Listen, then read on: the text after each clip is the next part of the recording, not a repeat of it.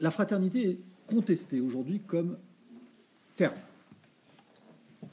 Elle est contestée. D'un côté, il y a les féministes lui objectent, à juste titre, que la cité n'est pas composée que de frères, mais qu'il y a aussi depuis peu quelques sœurs. Et de l'autre, elle est contestée par les penseurs libéraux qui reprochent à la fraternité d'être paternaliste et charnelle, voire un peu religieuse, puisque c'était les frères, c'est les moines quand même au départ. Et donc on a trouvé récemment deux mots alternatifs, deux mots différents, excusez-moi, avec lesquels on voudrait changer la fraternité. Donc il y a le beau mot de solidarité, voilà, et le deuxième mot c'est l'adelphité. Voilà. Proposition récente du Haut Conseil à l'égalité. Adelphité, parce que Adelphus c'est la matrice, et donc on vient d'une même matrice. Il n'y a pas de mot en français pour signifier la relation frère-sœur. Voilà. Donc adelphité, on vient de la même matrice, et donc voilà, adelphité, personne ne connaît ça, et c'est très sérieusement, on voit qu'il y a des conseils qui servent en France, hein. Ils ont inventé des trucs que personne ne comprend, et voilà, très sérieusement. Alors, voilà la proposition de la modification de la Constitution. Le peuple français proclame solennellement son attachement aux droits de l'homme, non, aux droits humains et aux principes de la souveraineté nationale, tels qu'ils sont définis par la Déclaration de 1789, confirmés et complétés par le préambule de la Constitution, ainsi qu'aux droits, etc. Et désormais, la devise s'appellera liberté, égalité, adelphité. PH, ouais. En vertu de l'application des principes d'égalité et de liberté, la République garantit les droits à la contraception et à l'avortement, ainsi que le droit à une vie sans violence sexiste et sexuelle. Voilà. Ça date de quand, ça ? Il y a 6 mois. Non, pardon, 18 avril 2018. Ok. Au Conseil à l'égalité. Deuxième solution de repli, la solidarité. Forcément, le grand inventeur Léon Bourgeois. La solidarité, je rappelle, n'est pas la générosité, conçue au sens classique du terme. La générosité, c'est renoncer à ses propres intérêts au profit des intérêts d'autrui. La solidarité postule qu'en défendant l'intérêt d'autrui, je défends aussi mes intérêts. C'est l'idée de solidus, solide, c'est-à-dire quand je touche un côté, je touche aussi l'autre. Donc la solidarité repose sur un calcul d'intérêt. Alors, simplement, ce calcul d'intérêt ne se limite pas aux intérêts purement financiers, parce qu'on peut considérer qu'il y a plein de choses importantes dans la vie, la convivialité, etc. Alors, face à ces deux solutions, je voudrais défendre l'idée de fraternité, très fermement. La solidarité est un beau mot, je n'ai pas de reproche profondément, mais vous allez voir pourquoi je trouve qu'il faut défendre la fraternité impérativement. L'adelphité, on est clair, c'est absurde, non pas c'est absurde par l'idée, mais c'est absurde par le mot. Un mot que personne ne comprend ne peut pas constituer une devise républicaine. Enfin, les gens sont complètement à l'ouest quand ils font ça. C'est vraiment des philosophes, quoi.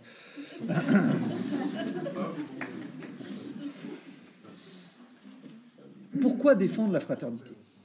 Parce que ce qu'on ne voit pas, c'est que le sens profond de la fraternité, ce n'est pas un idéal positif.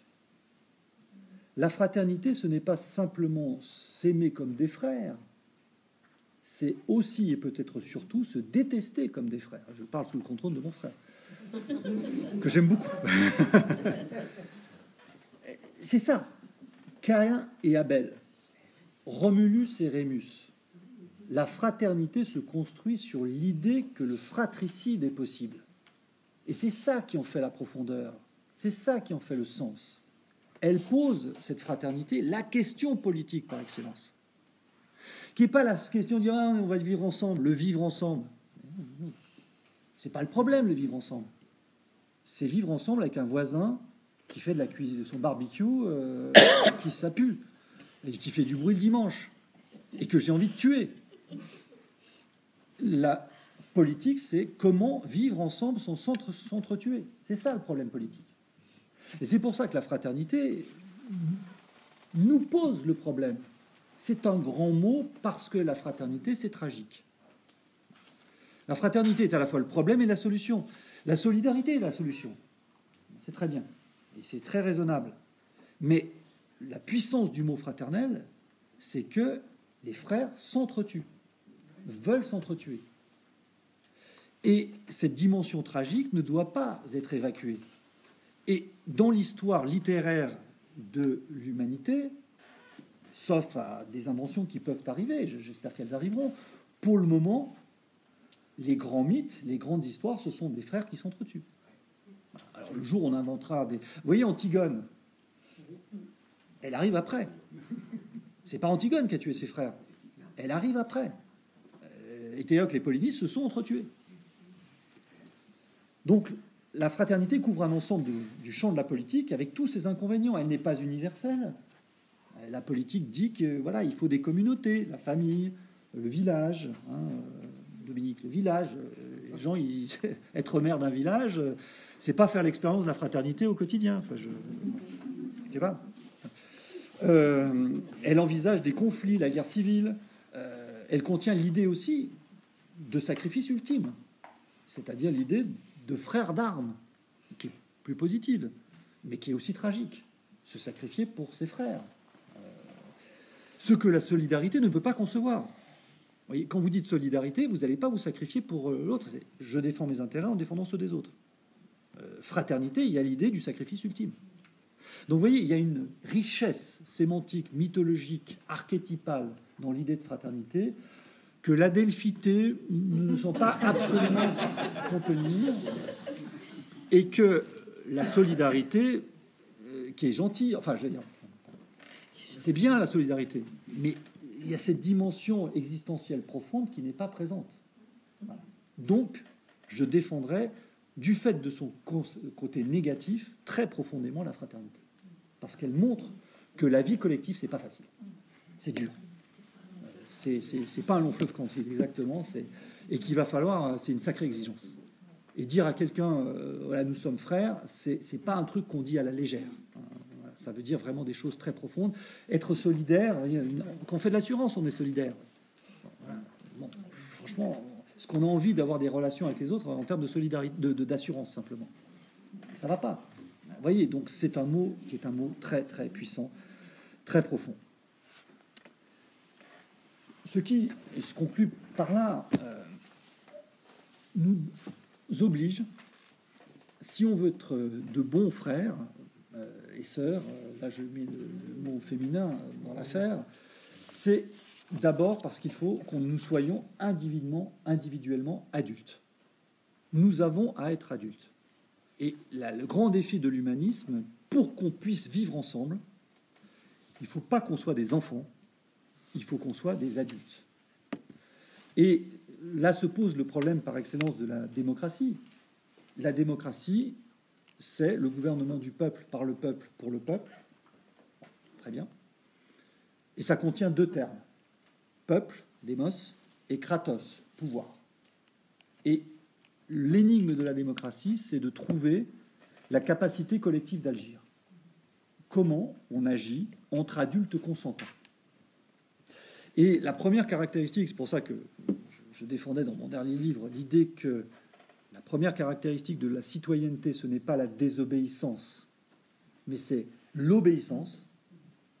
Voilà. Parce que obéir, c'est faire attention au fait qu'il y ait des autres.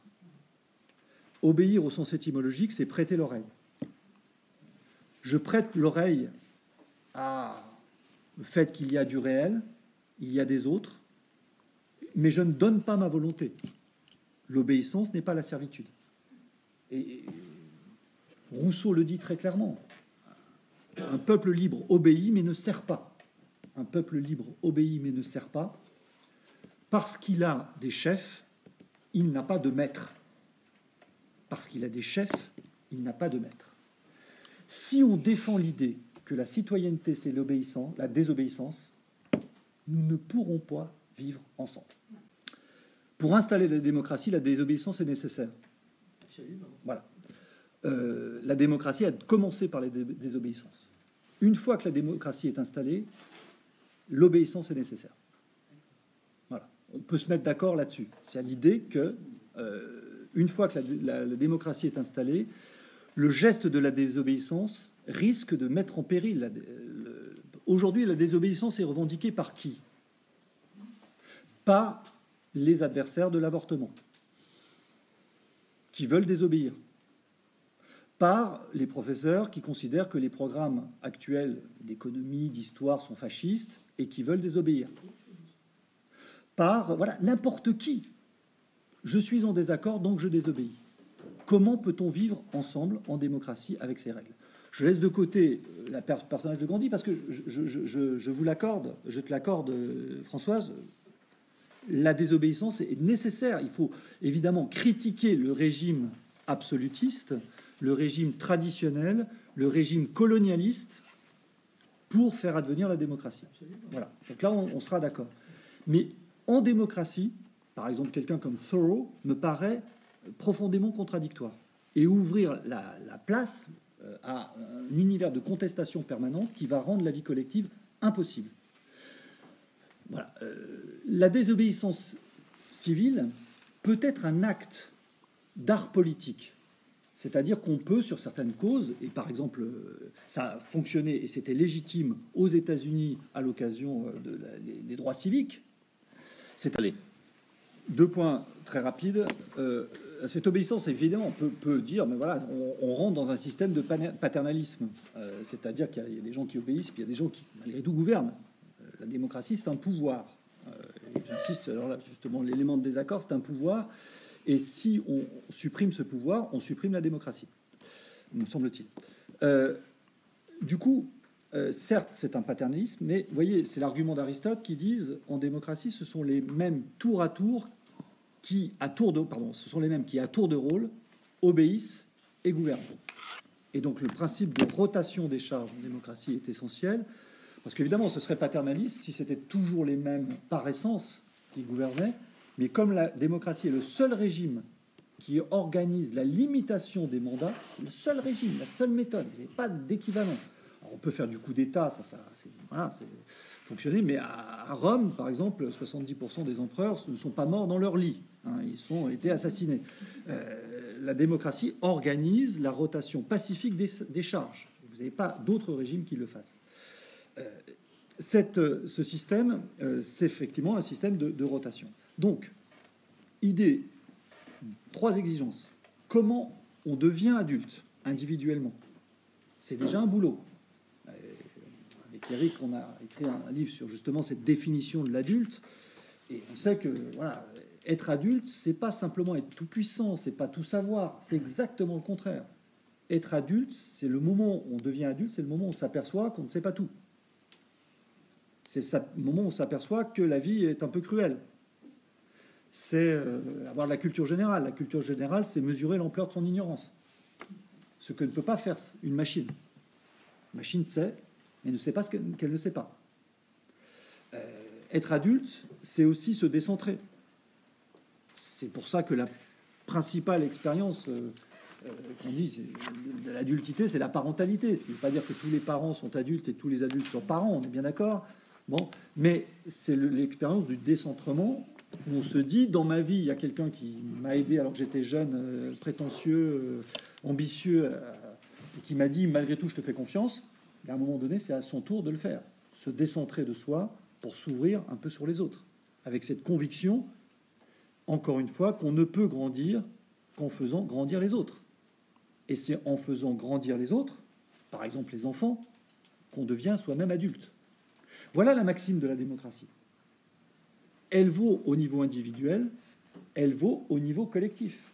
Comment, au sein d'une démocratie, un peuple peut grandir en faisant grandir tous les membres de son peuple. Vous voyez qu'on en est loin. Mais c'est ça l'objectif. Et elle vaut entre démocraties.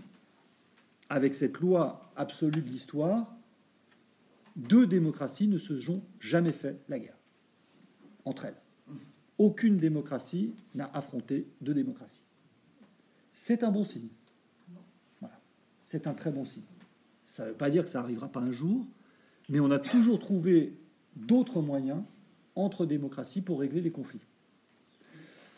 Donc quand on dit que nous vivons dans un désert spirituel, quand on dit que nous vivons dans une époque apocalyptique, quand on dit que nous vivons dans un monde voué à la consommation, voué à la production et voué à l'absence de sens, je dis franchement, que souhaitons-nous de plus que cet objectif sublimissime de grandir et de faire grandir les autres?